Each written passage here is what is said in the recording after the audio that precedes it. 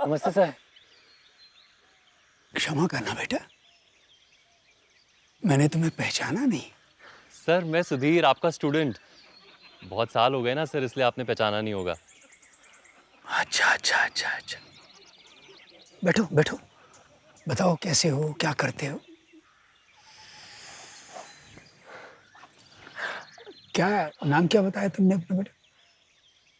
Sir Sudhir, 5th standard से लेकर 10th तक आपने मुझे पढ़ाया है सर। सबको याद रखना बहुत मुश्किल है, इसलिए माफ कर देना, मैं तुम्हें पहचान नहीं पाया। नहीं नहीं सर, आप ऐसे माफी मांगकर क्यों मुझे। नहीं मांगू? क्यों ना मांगू माफी बेटा?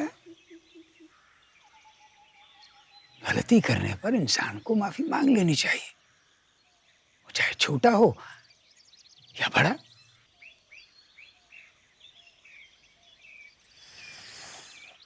सर आप इतने बड़े होके भी कितनी आसानी से माफी मांग लेते हैं, और मैं इतना छोटा होकर भी ना कभी आपसे माफी मांग पाया और ना ही उस अतुल से।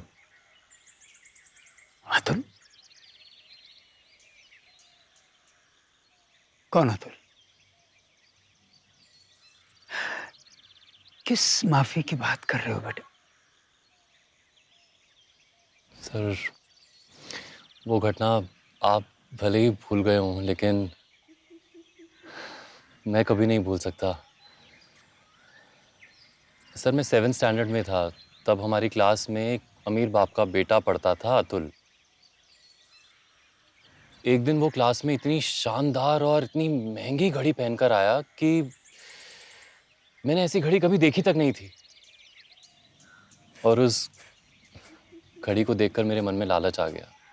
वो जब पीटी क्लास के लिए घड़ी को बैग में रखकर गया तो मैंने उस घड़ी को चुरा लिया। वापस आकर उसने देखा कि घड़ी बैग से गायब थी, तो उसने बहुत बड़ा तमाशा क्रिएट कर दिया। उस टाइम सर क्लास में आप थे। आपने बहुत प्यार से पहले सबको समझाया कि हो सकता है अतुल के हाथ से घड़ी गिर गई हो, तो किसी ने उसे अनजान आदमी का समझकर रख ली हो, तो वो उसे वापस कर दे। लेकिन सर पकड़े जाने के डर से या अपमानित होने के डर से मैंने ऐसा नहीं किया। फिर सर आपने सबको बेंच पर खड़े होने के लिए कह दिया।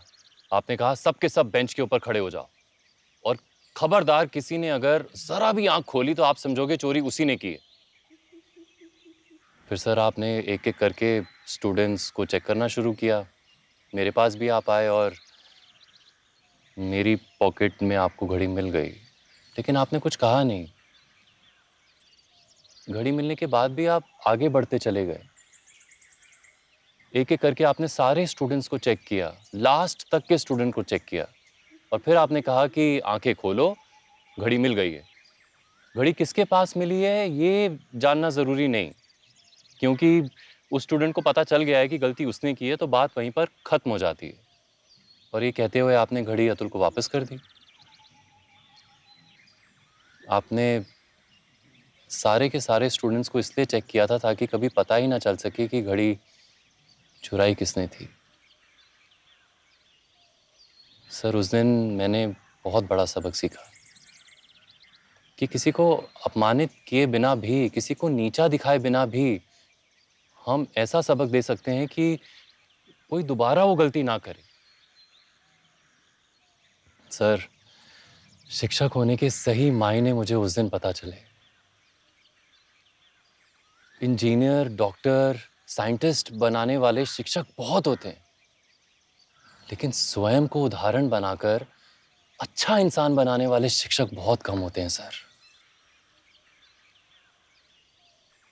इसलिए सर आप भले ही मुझे भूल सकते हैं, लेकिन मैं आपको कभी नहीं भूल सकता। सर लेकिन एक क्वेश्चन हमेशा मेरे दिमाग में आता है कि आपको पता था कि गलती मुझसे हुई है, आपने मुझे पकड़ भी लिया था, लेकिन फिर भी मैंने आपकी आंखों में अपने लिए कोई ऐसा भाव नहीं देखा कि मुझसे मामूली से मामूली भी कोई गलती हुई हो। ऐसा कैसे हो सकता है सर?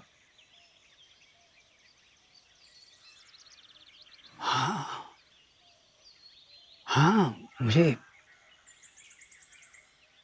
याद तो आ रहा है थोड़ा थोड़ा कि ऐसी कोई घटना हुई थी।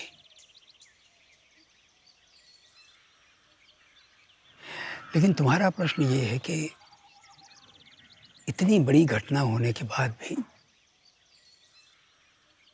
तुम्हारे लिए मेरी आंखों में ऐसा भाव नहीं आया कि तुमने कोई गलती की है? जी।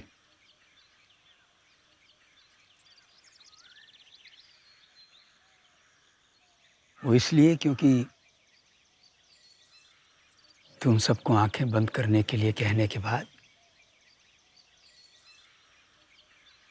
मैंने भी अपनी आंखें बंद कर ली थी।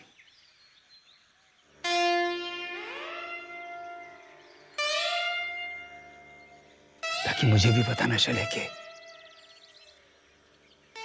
ये चोरी किसने की है।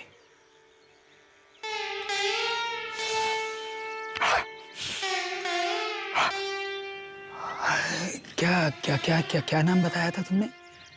माफ करना, मैं फिर भूल गया।